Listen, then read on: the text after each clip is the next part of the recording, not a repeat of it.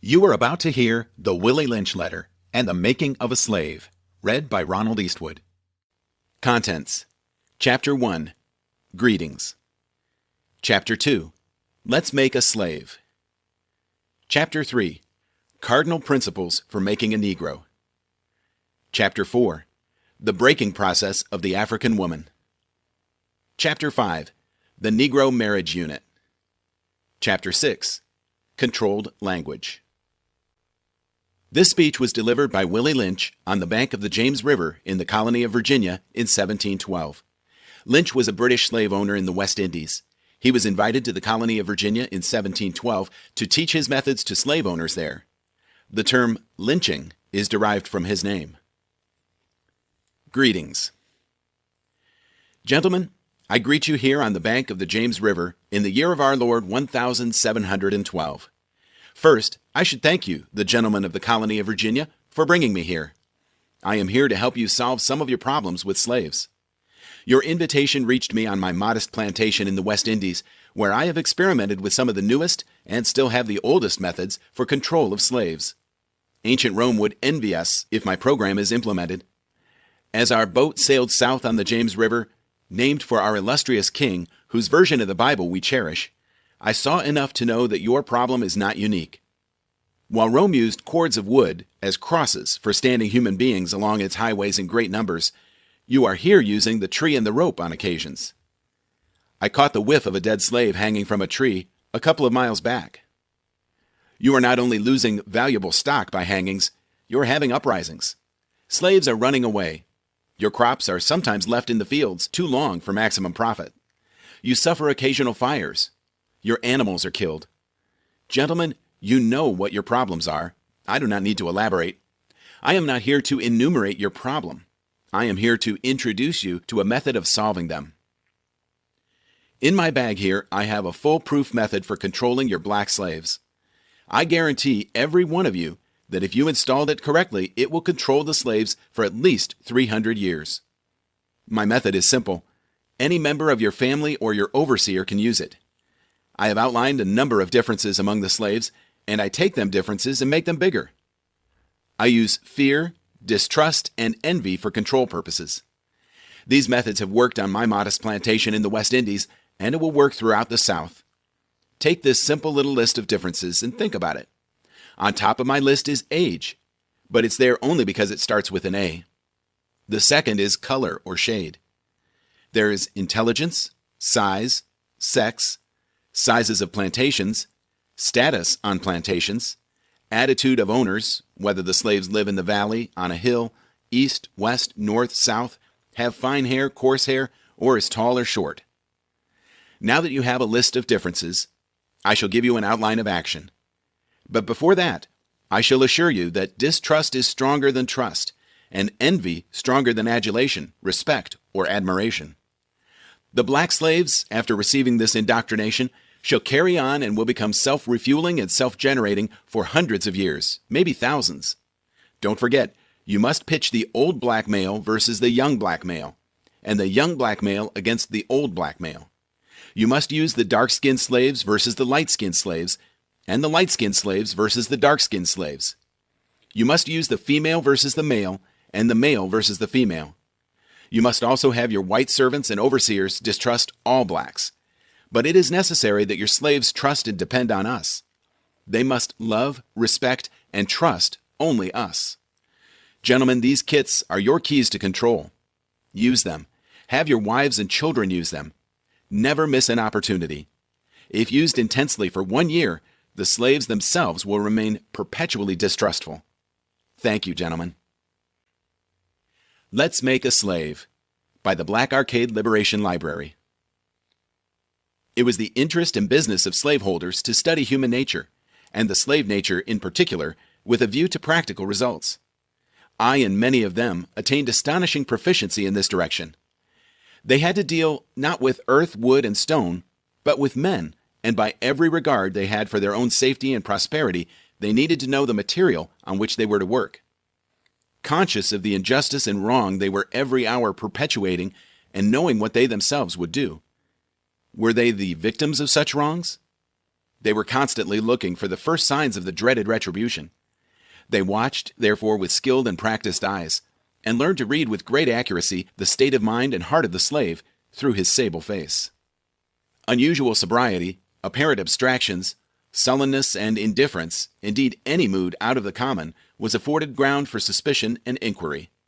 Frederick Douglass. Let's Make a Slave is a study of the scientific process of man-breaking and slave-making. It describes the rationale and results of the Anglo-Saxons' ideas and methods of ensuring the master-slave relationship. The origin and development of a social being called the Negro. Let us make a slave. What do we need? First of all, we need a black nigger man, a pregnant nigger woman, and her baby nigger boy. Second, we will use the same basic principle that we use in breaking a horse, combined with some more sustaining factors. What we do with horses is that we break them from one form of life to another. That is, we reduce them from their natural state in nature. Whereas nature provides them with the natural capacity to take care of their offspring, we break that natural string of independence from them, and thereby create a dependency status, so that we may be able to get from them useful production for our business and pleasure. Cardinal Principles for Making a Negro. For fear that our future generations may not understand the principles of breaking both of the beasts together, the nigger and the horse, we understand that short-range planning economics results in periodic economic chaos, so that to avoid turmoil in the economy, it requires us to have breadth and depth in long-range comprehensive planning, articulating both skill-sharp perceptions. We lay down the following principles for long-range comprehensive economic planning. 1. Both horse and niggers is no good to the economy in the wild or natural state. 2. Both must be broken and tied together for orderly production. 3. For orderly future, special and particular attention must be paid to the female and the youngest offspring. 4. Both must be crossbred to produce a variety and a division of labor. 5. Both must be taught to respond to you in a peculiar new language. 6. Psychological and physical instruction of containment must be created for both. We hold the 6 cardinal principles as truth to be self-evident, based upon the following discourse concerning the economics of breaking and tying the horse and the nigger together, all inclusive of the 6 principles laid down about. Accordingly, both a wild horse and a wild or natural nigger are dangerous, even if captured, for they will have the tendency to seek their customary freedom, and in doing so might kill you in your sleep. You cannot rest. They sleep while you are awake, and are awake while you are asleep. They are dangerous near the family house, and it requires too much labor to watch them away from the house. Above all, you cannot get them to work in this natural state. Hence, both the horse and the nigger must be broken. That is, breaking them from one form of mental life to another. Keep the body and take the mind. In other words, break the will to resist. Now, the breaking process is the same for both the horse and the nigger, only slightly varying in degrees. But as we said before, there is an art in long-range economic planning. You must keep your eye and thoughts on the female and the offspring of the horse and the nigger. A brief discourse in offspring development will shed light on the key to sound economic principles. Pay little attention to the generation of original breaking, but concentrate on future generations. Therefore, if you break the female mother, she will break the offspring in its early years of development, and when the offspring is old enough to work, she will deliver it up to you, for her normal female protective tendencies will have been lost in the original breaking process. For example, take the case of the wild stud horse, a female horse, and an already infant horse, and compare the breaking process with 2 captured nigger males in their natural state, a pregnant nigger woman, and her infant offspring.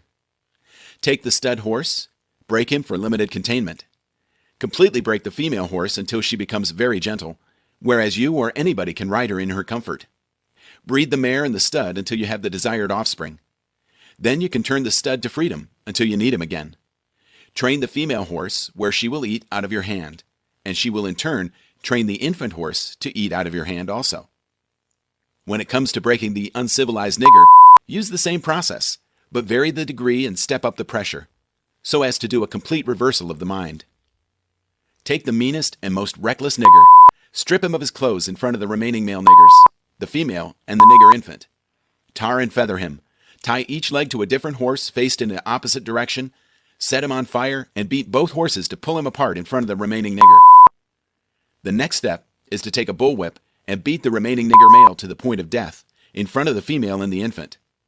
Don't kill him, but put the fear of God in him, for he can be useful for future breeding. The breaking process of the African woman.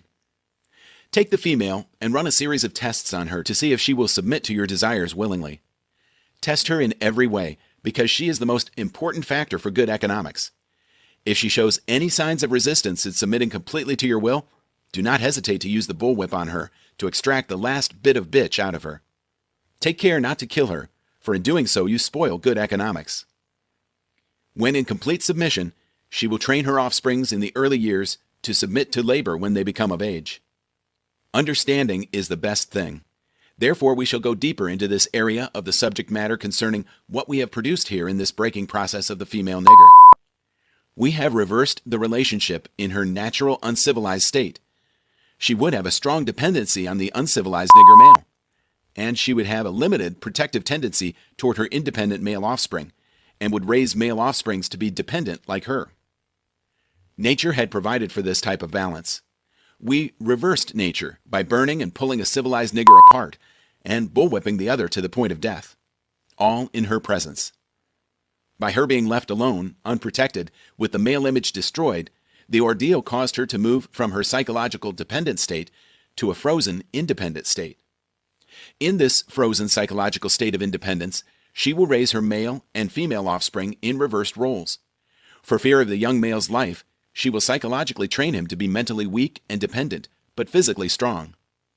Because she has become psychologically independent, she will train her female offspring to be psychologically independent. What have you got? You've got the nigger woman out front and the nigger man behind and scared. This is a perfect situation of sound sleep and economics.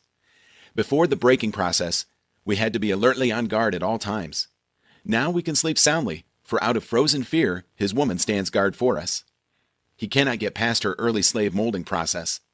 He is a good tool, now ready to be tied to the horse at a tender age.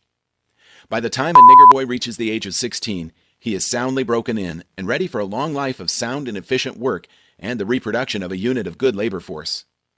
Continually, through the breaking of uncivilized savage niggers, by throwing the nigger female savage into a frozen psychological state of independence, by killing of the protective male image, and by creating a submissive dependent mind of the nigger male slave, we have created an orbiting cycle that turns on its own axis forever, unless a phenomenon occurs and reshifts the position of the male and female slaves. We showed what we mean by example. Take the case of the two economic slave units and examine them closely. The Negro Marriage Unit. We breed two nigger males with two nigger females. Then we take the nigger male away from them and keep them moving and working. Say one nigger female bears a nigger female, and the other bears a nigger male. Both nigger females, being without influence of the nigger male image, frozen with an independent psychology, will raise their offspring into reverse positions. The one with the female offspring will teach her to be like herself, independent and negotiable. We negotiate with her, through her, by her, and negotiate her at will. The one with the nigger male offspring, she being frozen subconscious fear for her life, will raise him to be mentally dependent and weak, but physically strong. In other words, body over mind. Now in a few years, when these two offspring become fertile for early reproduction, we will mate and breed them and continue the cycle. That is good, sound, and long-range comprehensive planning. Warning: possible interloping negatives. Earlier, we talked about the non-economic good of the horse and the nigger in the wild and natural state. We talked out the principle of breaking and tying them together for orderly production. Furthermore, we talked about paying particular attention to the female savage and her offspring for orderly future planning. Then, more recently, we stated that by reversing the positions of the male and female savages, we created an orbiting cycle that turns on its own axis forever unless a phenomenon occurred and reshifted the positions of the male and female savages.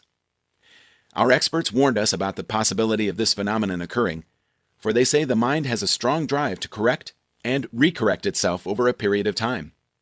If I can touch some substantial, original historical base, they advised us that the best way to deal with the phenomenon is to shave off the brute's mental history and create a multiplicity of phenomena of illusions, so that each illusion will twirl in its own orbit, something similar to floating balls in a vacuum.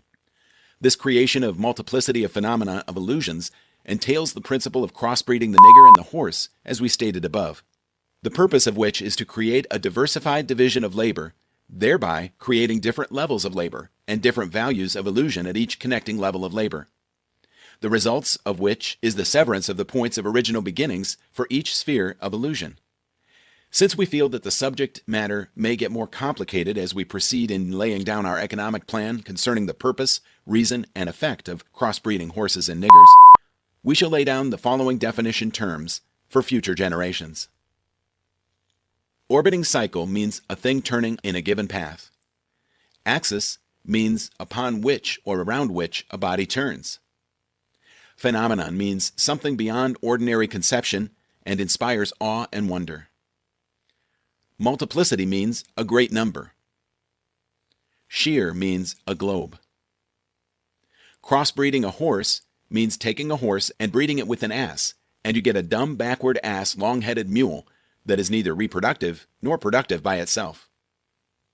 Crossbreeding niggers means taking so many drops of good white blood and putting them into as many nigger women as possible, varying the drops by the various tones that you want, and then letting them breed with each other until another circle of color appears as you desire. What this means is this. Put the niggers and the horse in a breeding pot, mix some asses and some good white blood, and what do you get? You get a multiplicity of colors of ass-backward, unusual niggers, running, tied to a backward-ass long-headed mule, the one productive of itself, the other sterile. The one constant, the other dying. We keep the nigger constant, for we may replace the mules for another tool. Both mule and nigger tied to each other, neither knowing where the other came from, and neither productive for itself, nor without each other. Controlled language. Crossbreeding completed, for further severance from their original beginning, we must completely annihilate the mother tongue of both the new nigger and the new mule, and institute a new language that involves the new life's work of both. You know, language is a peculiar institution. It leads to the heart of a people. The more a foreigner knows about the language of another country, the more he is able to move through all levels of that society. Therefore, if the foreigner is an enemy of the country, to the extent that he knows the body of the language, to that extent is the country vulnerable to attack or invasion of a foreign culture. For example, if you take a slave, if you teach him all about your language, he will know all your secrets, and he is then no more a slave, for you can't fool him any longer. And being a fool is one of the basic ingredients of an incident to the maintenance of the slavery system. For example, if you told a slave that he must perform in getting out our crops, and he knows the language well, he would know that our crops didn't mean our crops, and the slavery system would break down, for he would relate on the basis of what our crops really meant.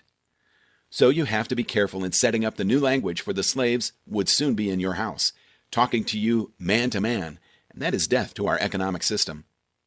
In addition, the definitions of words or terms are only a minute part of the process. Values are created and transported by communication through the body of the language. A total society has many interconnected value systems. All the values in the society have bridges of language to connect them for orderly working in the society. But for those language bridges, these many value systems would sharply clash and cause internal strife or civil war, the degree of the conflict being determined by the magnitude of the issues or relative opposing strength in whatever form. For example, if you put a slave in a hog pen and train him to live there and incorporate in him to value it as a way of life completely, the biggest problem you would have out of him is that he would worry you about provisions to keep the hog pen clean, or take the same hog pen and make a slip and incorporate something into his language where he comes to value a house more than he does his hog pen. Now you've got a problem. He will soon be in your house. This has been The Willie Lynch Letter and the Making of a Slave. Copyright 2013 by Snowball Publishing.